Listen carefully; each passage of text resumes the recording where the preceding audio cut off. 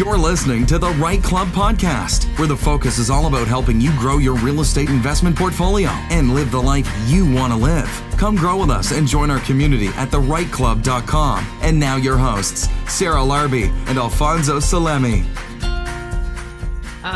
Maybe share with us, some of your vision. Like, obviously, you're acquiring more, but like, what is it that your goals are with all of this?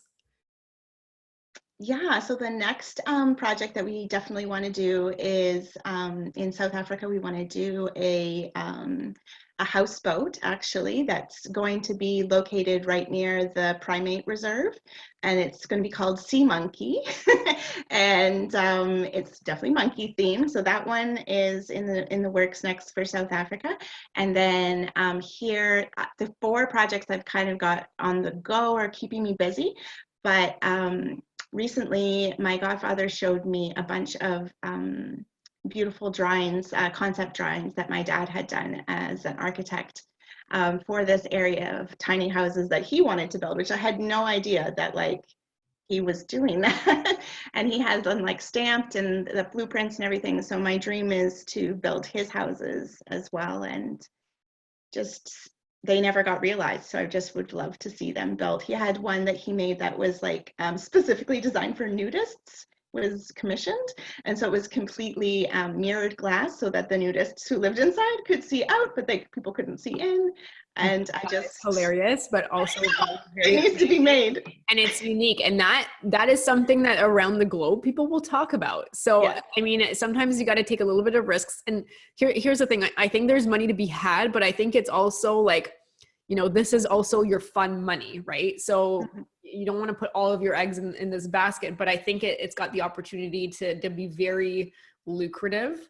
But again, it's like a little bit of a higher risk, but I think it's cool because I've never heard of anything like that. And not that I'm, a nudist or whatnot, but if I was, that would be really cool. I'd be very intrigued to test it out. And you get, you're creating these little niche opportunities, or people that just will say, this is, I have to do this because it's on my bucket list. You're creating bucket list opportunities. Yeah, they have the opportunity to kind of go viral too, which is sort of my background in marketing and fundraising, is making a story basically. So I have a merch line as well. People can buy the merchandise for each of the houses, which have their own name and branding.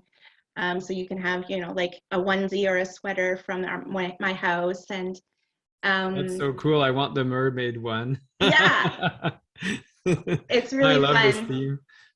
Wait, hang on. So I didn't know you were a mermaid. I know, I'm just kidding. I don't know. Everyone I did it on purpose. There might be some truth to it. You never know. There's nothing wrong with that if you like mermaids. The other goal I have is to get all of the houses to be sustainable.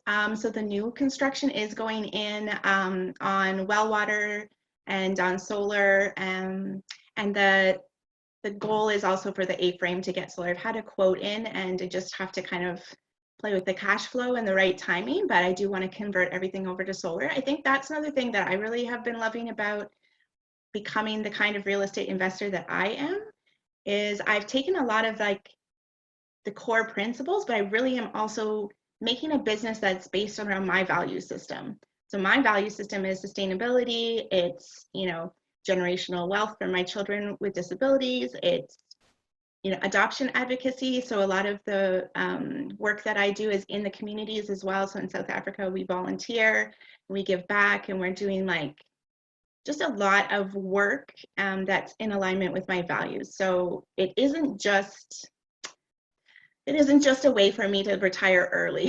For me, I think we might not ever become the tycoons that some people in our club might be, but we're going to build sustainable communities that we really are proud of and that we love and that we're really excited to share with people.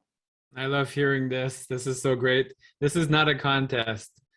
You don't need to get 1 million units and become rich and have a Lamborghini and your own helicopter and helipad. It's not essential. So you really touched on a very important point here, is something that represents you and your family and your long-term values.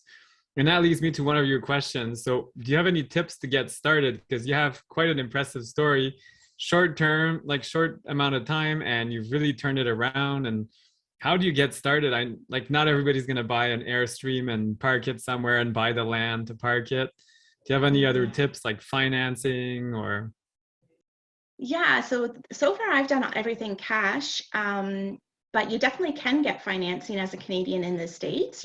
There are many banks that offer vacation mortgages for the States. You can also, once you incorporate, build your own credit and get mortgages from US.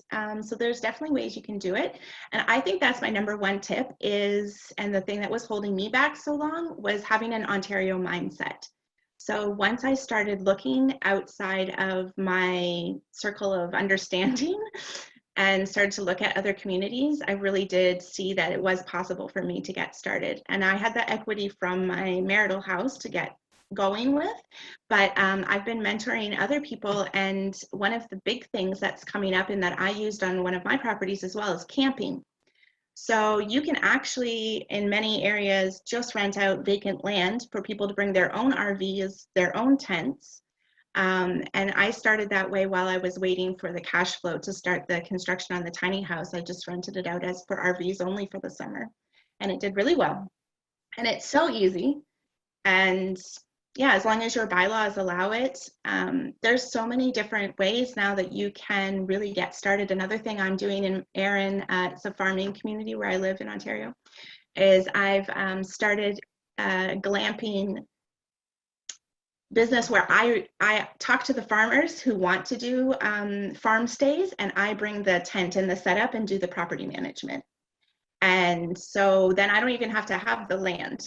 I just have to have the really fancy, cute yurt tents, and I do the portable showers, the porta potties, and I even have like an upsell price for a portable hot tub. And I just come in and set up on the farm, and I have an agreement where I share the profits with the farm owners and then make it completely hands off for them, which is, I guess, kind of like the Airbnb arbitrage that people have been doing. Like, again, taking the concepts that other people use for traditional and paring it down to like really simple, easy, low cost, because you could start that business for like $10,000. It's really, Wow. really affordable.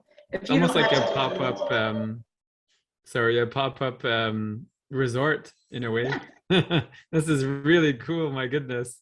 And what a great way to start. Like you said, $10,000 is not out of this world. It's possible you could borrow it. And then finding sources of income, like you mentioned, you leverage your land, you rented it out to be able to afford the next phase. And now the construction, are you still self-financing it? Yeah.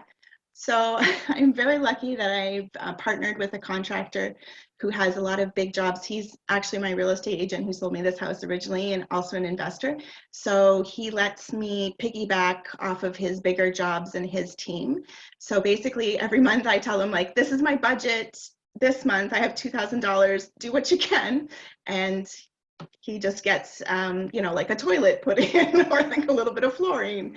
So we've kind of been working at it that way, piecemeal, because I've been a little bit stalled in terms of getting all of my ducks in a row in terms of the banking and all of the credit and everything down here, because I was unable to cross the border and do things. So I've had to kind of just really figure out how to do this from a distance, kind of unexpectedly, because I was really using family and friends before, and then things took off like crazy. I think anybody who's had an Airbnb during 2020 onward knows that it was quite unexpected how much of a boom that we experienced. So I've kind of been playing catch up this whole past year. I've been playing catch up since I decided to do real estate investing, I think.